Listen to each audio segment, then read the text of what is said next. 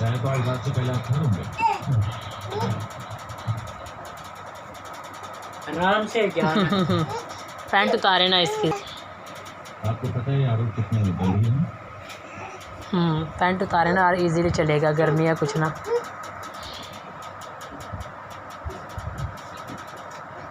बहुत सारे forensic test होंगे जो कि काफी तकलीफ दायक होते हैं।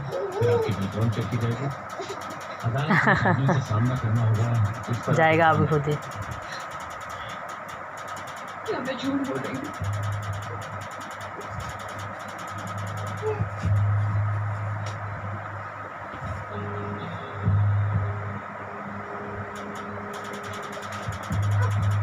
आराम से ना।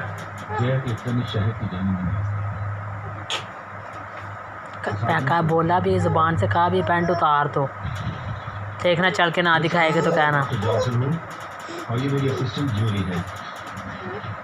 इसमें तुम्हारी यूरिन का नमूना चाहिए वेट टेस्ट के लिए। मच्छर ना काटे। नहीं काटता। देखिए आपको अपने कपड़े उतारने होंगे, हमें आपके शरीर की जांच करनी है। मैं बाहर चल मम्मा के पास। आ जाओ, पैम्पर देन जान छोड़ने। डॉक्टर जॉनसन जरा ये तो देखिए। ये तुम साफ सबूत है जूली। जरा कैमरा दें। मम्मा के पास। अभी ध्यान से, आराम से, आराम से।